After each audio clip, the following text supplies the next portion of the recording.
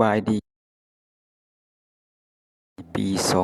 2568ย้อนหลังวันสงกรานต์ครับทุกคนย้อนหลังวันสงกรานต์ครับพามาดูการสงพระพี่น้องเป็นสิริมงคลในชีวิต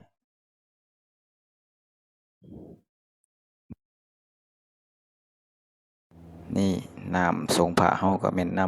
ำขิมินพี่น้องพ่นขิมินแล้วก็พ่นตามด้วยน้ำอบน้ำหอมเอามาสงพระตามนี้เลยจากสงแล้วก็มาตรงเอาน้ำมันนี่ไปตบหัวเพื่อความเป็นให้ใช้ชีวิตอย่าประมาทเด้อทุกคนเด้อไปสงพระอีกต่อไปตามมาทุกคนเด้อคือสงกรานต์ปีนี้นี่ตรงกับวันที่14 15 16ส่วนวันที่14วันที่1นี่เป็นมื้อแรม2ค่ำเดือน5เป็นมื้อสังขารหลวงทุกคนแต่วันที่2นี่เป็นวันที่15กุมเดือน5เป็นวันเน่าส่วนมื้อสุดท้ายนี่เป็นวันที่16พี่น้องเดือน5เป็นวันสังขารหลวงซึ่งเป็นมื้อวันขึ้นปีใหม่ลาวการสงพระนี่ก็อิงตามหดสงดำหัวผู้เฒ่าผู้แก่คุณสูงพี่น้องหลังจากเฮาหด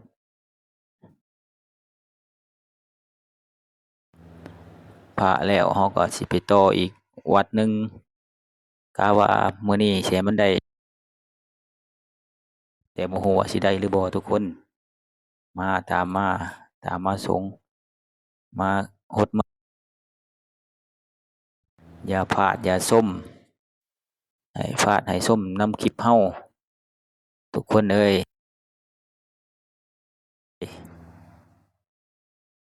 สงพระนี่ก็แนมพุ่นแนมพี่พอได้ปะแป้งไปนำเพื่อเป็นความปะแป้ง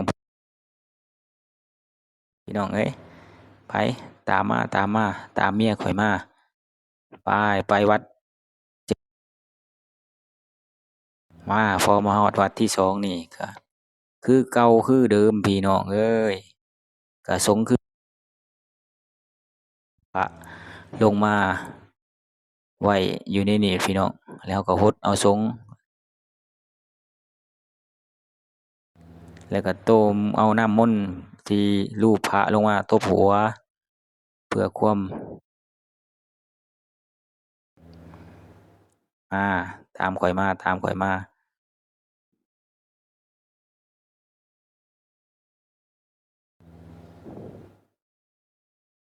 ผู้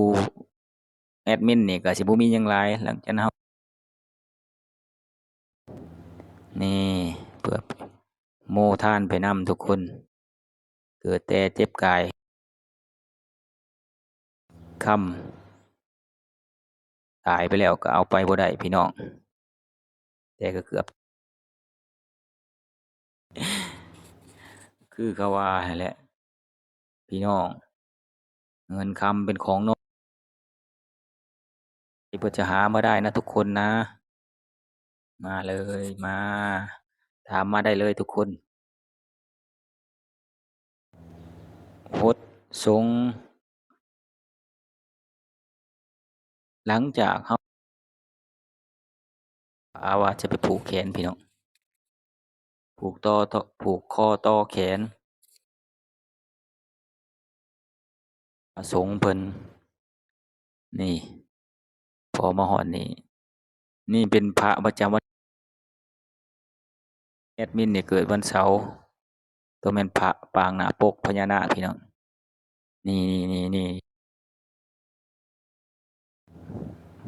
ตัวเด็ดเลยนี่เลขเพิงพี่น้องมา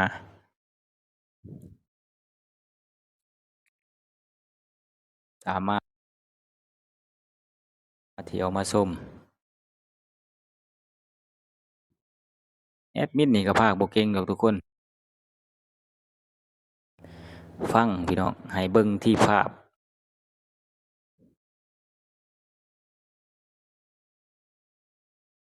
ภาคให้เบิ่งที่ภาพที่อัปโหลดลงในคลิปของช่องฝากในเด้อทั้งช่อง YouTube Lady Channel เนี่ยพี่น้อง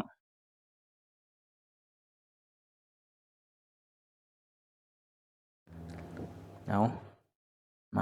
มาหลังจากกดส่งแล้วนี่พี่น้องวัดที่2เฮาเพิ่นผูกแขนให้เพื่อเป็นสิริมงคลเด้อทุกคนเด้อ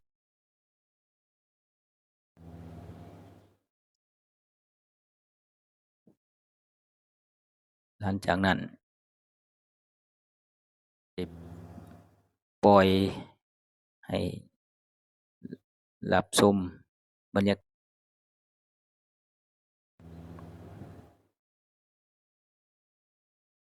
นี่มาเลยตามมาเลยมันนี้เขาจะมาผูกแขนพี่น้องต่อแขนซะก่อนตามม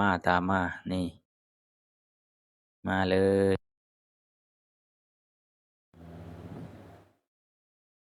มาตามมานี่แขนให้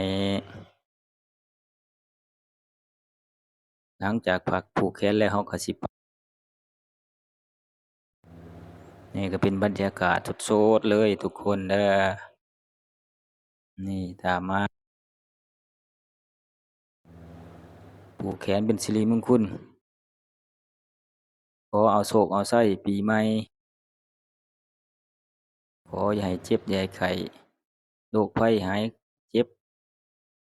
เอาแต่โชคแต่ลาภตามมานี่อยู่เย็นเป็นสุขอยู่ดีมีแห้งสา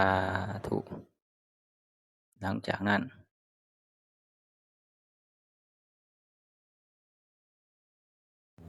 ไปท่าที่ห้างเลยบัดนี้ทุกคนมันกำลังหลายเลย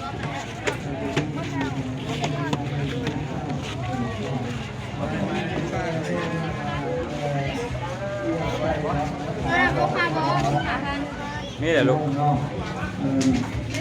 สวัสดีน้องก็ทราบทั้งทีผู้คนเราทราบทั้งทีจะให้คนประกอบกันนะพี่น้องเนาะ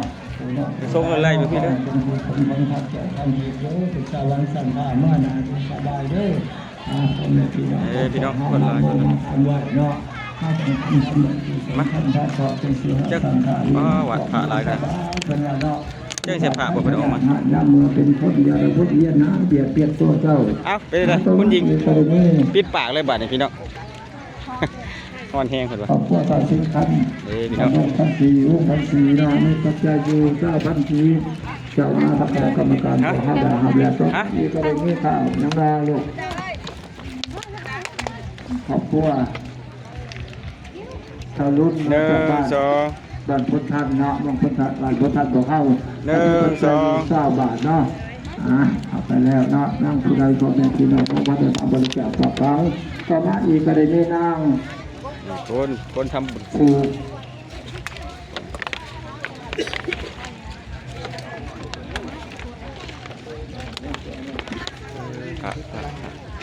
เยอะๆนักเก็บตาบานนำบอที่ปัจจัยโยเศร้าพันกีบนะต่อมาอีกกับผู้ทำได้ในรับเขามา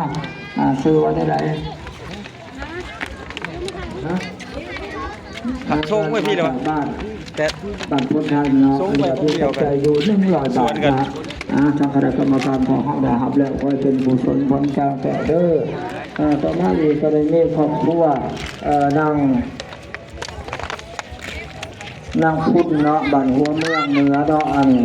ตอนนี้ปัจจัย20,000กีบครอบครัวเท่าสิงคำบ้านดง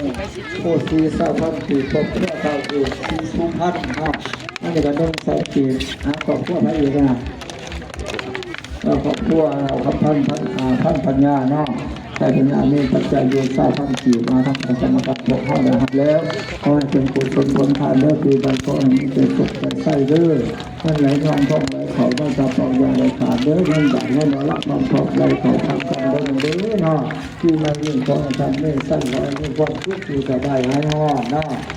จะเป็นพยานก่อนบัตรปานั่นเด้อผมเป็นผู้ก่อให้ได้สนใจก่อนปรารถนาเด้อไปหาอยู่ใส่เมื่อใจกันจะเลยสักเด้อปรารถนาว่าได้ดังใจของเจ้าเนาะในทรัพย์สินไรหน้าเขาก็เรื่องยาได้ขาดเนาะเป็นสัตว์ไรยาได้ขอขับว่าบนนี้แล้วอาสาธุอาเมกันไม่ออกยังใส่เนาะการวงบุพาโนวงมาจากวันนี้คือการบริจาค20,000กีบมีครอบครัวนาคิตาเรา20,000กีบมีครอบครัวนาเข้าก่อนแต๊ดนั่นรวยจากที่ครอบครัวสมศักดิ์ในนครข้ามดอกแล้วก็วิศวัตครอบครัวลูกหลานครอบครัวเรานั่งแสนกีบบ้านเราอะไรนะครับขอบคุณครับแรงบรรดาเนาะพี่ไปพี่มาอีกแล้วแก้วแกงสัตว์คือใส่ความพิทูลมาจากบ้านลงรับดวนสัตว์ดอกของให้นะอาจจะมาบริจาคเป็นปัจจัยที่20,000กีบสายจุดสัตว์ทำดีในดวงดวงนะสมัยที่ได้นี่นั่งต้องปลุกพนมเมื่อจากนั้นเรือสัตว์การเงินสวัสดิ์นะการบริจาคเป็นปัจจัยดู20,000กีบ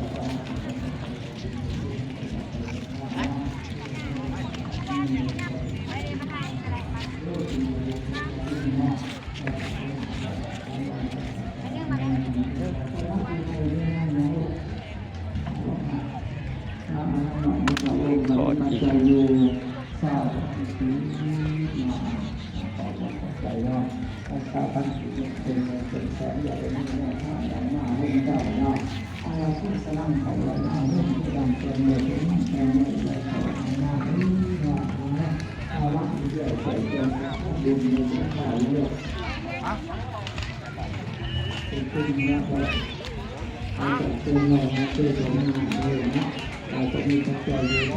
2 ปีแต่เห็นหน่อยแล้ว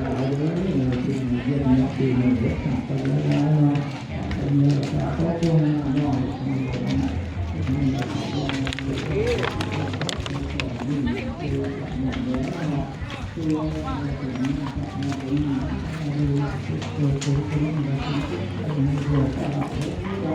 แต่จะพูดเพียงว่าจะพูดเพียงเกือบเป็นยากมากเว้นเขาพูดแล้วก็เกือบเสียแหละ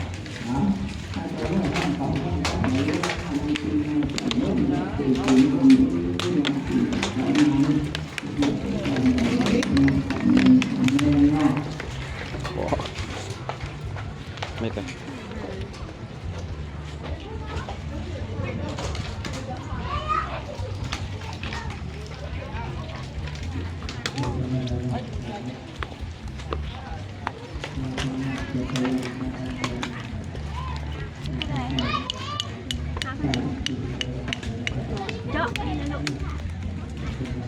เจ้าหูใหญ่ๆเลยใหญ่แล้วมันก็นั่นแหละวะ